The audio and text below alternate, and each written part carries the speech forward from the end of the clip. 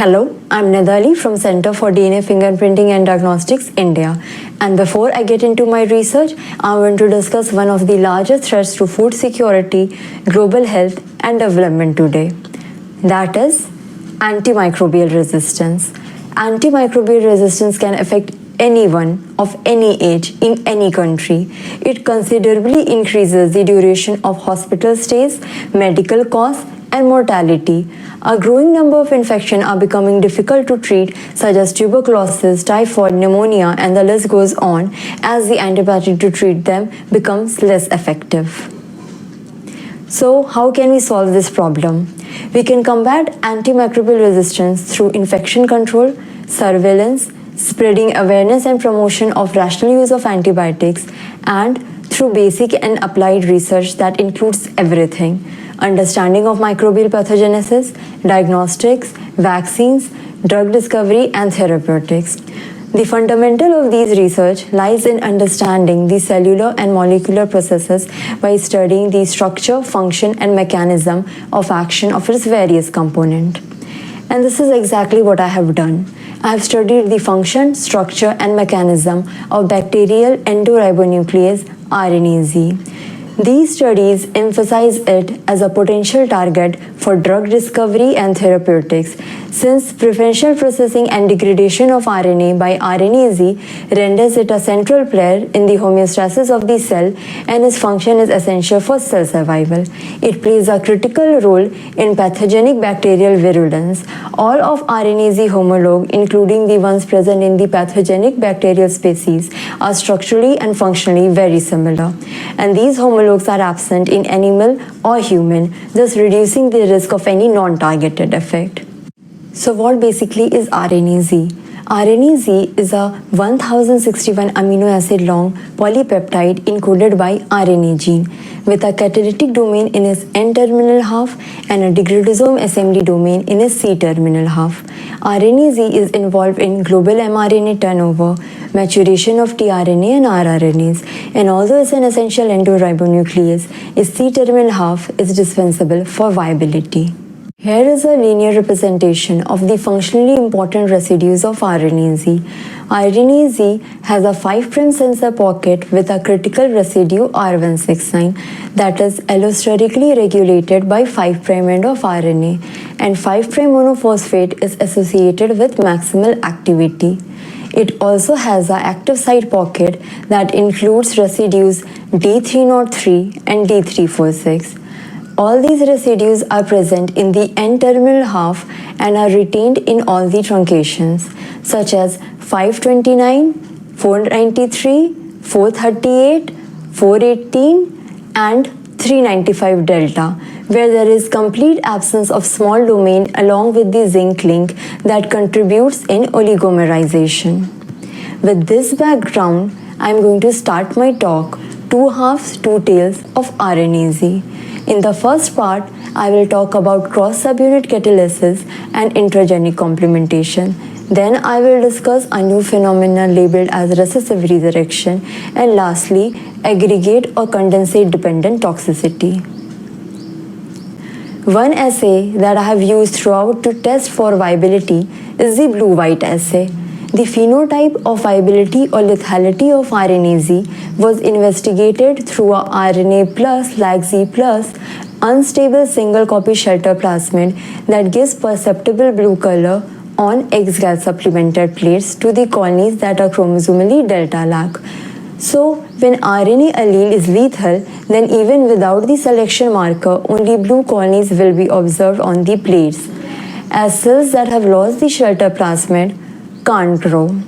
Whereas when RNA allele is viable, then the plasmid-free cells are also observed as white colonies on the plates. Using this assay, different RNA-Z truncation variants were examined, and all the RNA truncation derivatives, including 395 delta, are able to confer viability. These truncation variants were further studied using RNA-LAC assay. The rationale for this assay is RNA-Z transcription is autoregulated. Since RNA-Z cleaves within its own 5' untranslated region to initiate degradation of RNA mRNA. Hence, RNA-like expression is inversely related to the total cellular RNase activity. The result of chromosomally deleted RNA-RNA-lag strain carrying truncation variants on a single copy number plasmid to confer viability shows that the in vivo catalytic activity is progressively reduced with increasing length of RNA truncation. The RNA-lag assay in RNA plus strain has shown that more severely truncated RNA derivatives are more dominant negative in vivo, indicative of oligomerization with and subunit poisoning of wild-type RNase. This includes 395 delta. Again, with the help of the earlier mentioned blue-white assay, the ability of different RNase constructs to confer viability to a del RNA strain was tested.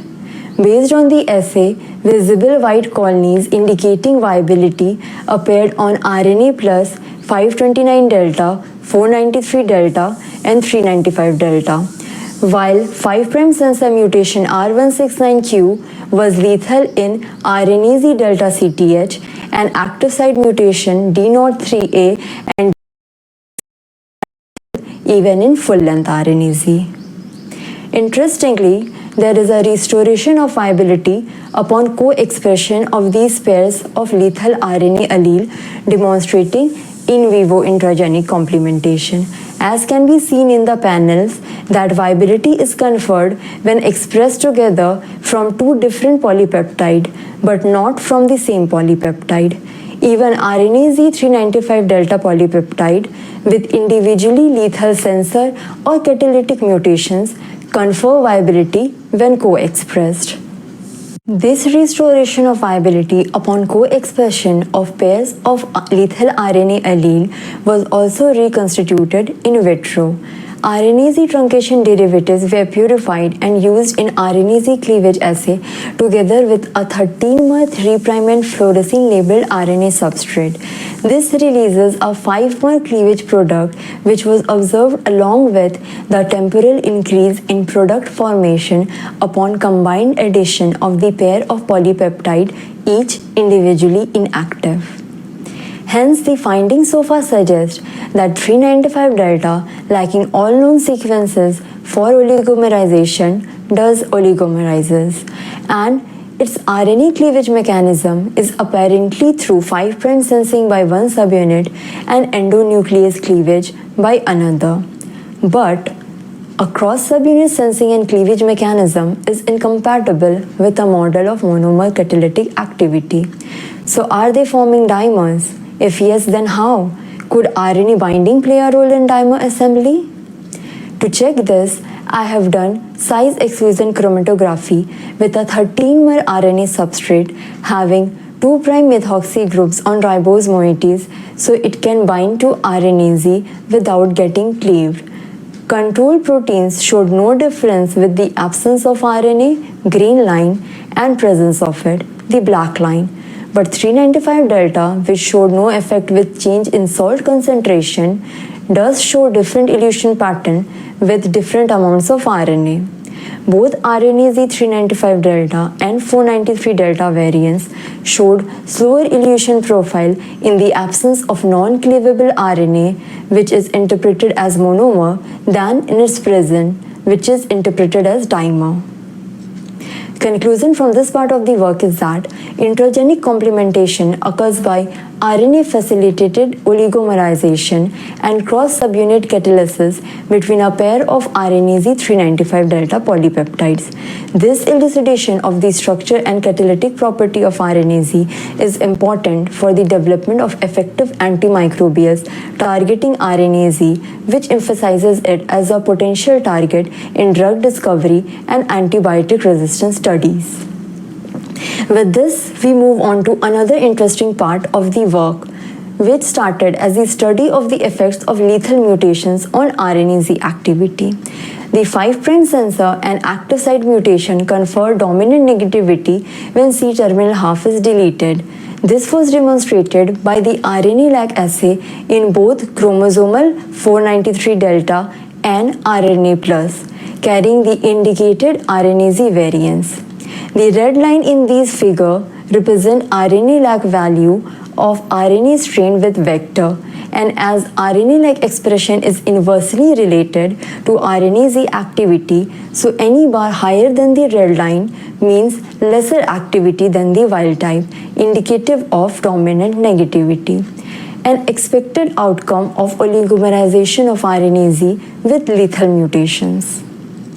To our surprise, this was not the case with full-length RNA-Z. The RNA-lag assay in chromosomal RNA plus RNA-lag strain have shown that full-length heterotetramer composed of a mixture of wild-type and recessive lethal active site mutant of RNA-Z exhibited identical activity in vivo as the wild-type RNA-Z homotetramer itself, a discovery of a novel phenomenon labeled as recessive resurrection. Comparatively, the control lag fusion ProU-lag was unaffected by the overproduction of wild type or the mutant RNA-Z, indicating that observed effects were specific to RNA lag. The phenomena of recessive resurrection was also observed with the double mutation in both chromosomal RNA lag strain RNA plus or 493 delta. As recessive resurrection was an entirely new discovery, it was necessary to exclude all the alternative possibilities. Accordingly, several experiments were conducted as tests for the authenticity of recessive resurrection, such as confirmation of mutation in the gene, equivalent expression of all the polypeptide, no difference in the growth rates between all the ASCA plasmid, and determination of 5' UTR levels for mRNA expressed from chromosomal RNA plus locus by RT-qPCR. Interestingly, the same 5' sensor and active site mutations that show the phenomena of recessive resurrection in full length confer dominant negativity when C-terminal half is deleted. This suggests that the CTH is involved in mediating the phenomenon.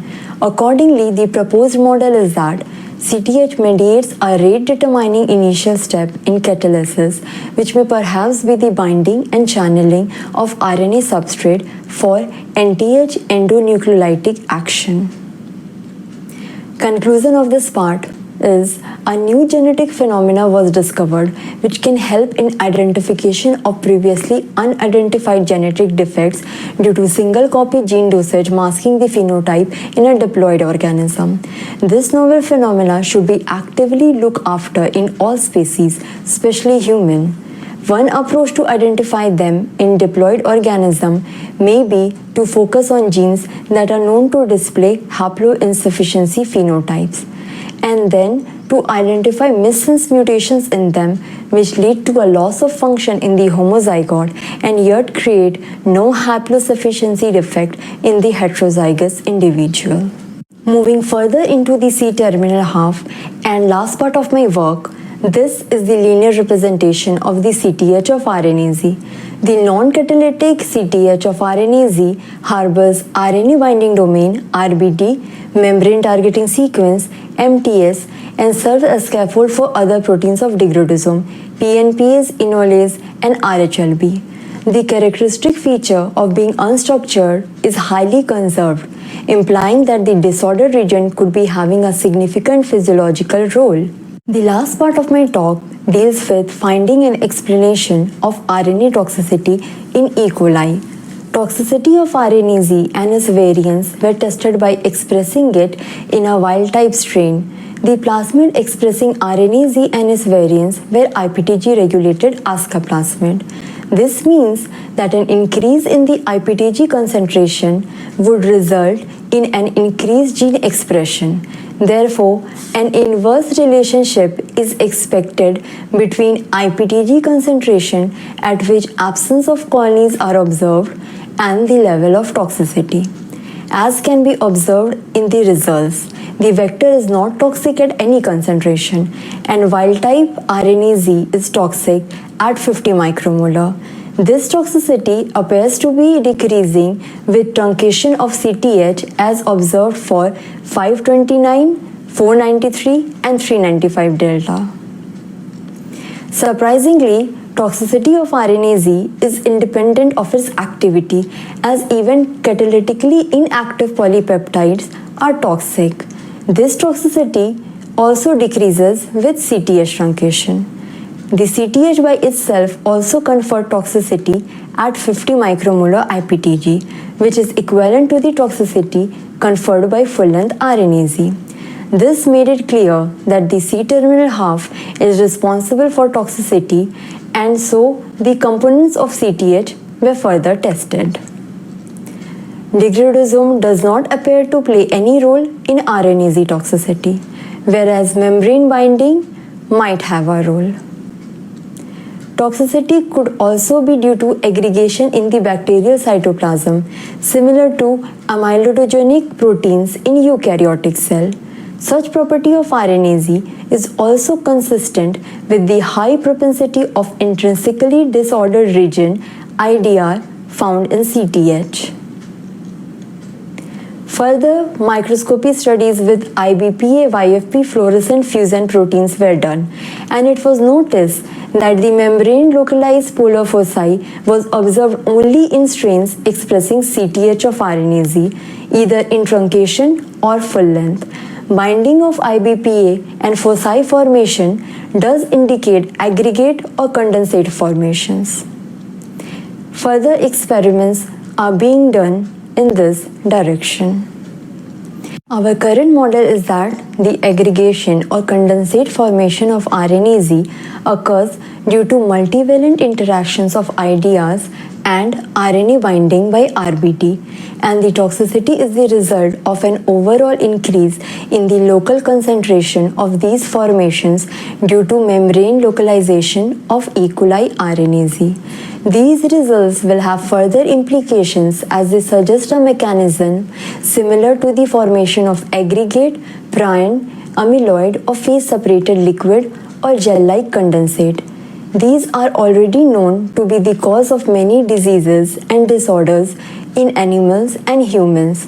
Studying these phenomena in bacteria will provide insight into the fundamental principle of these processes, which will further aid in diagnostic and medical research.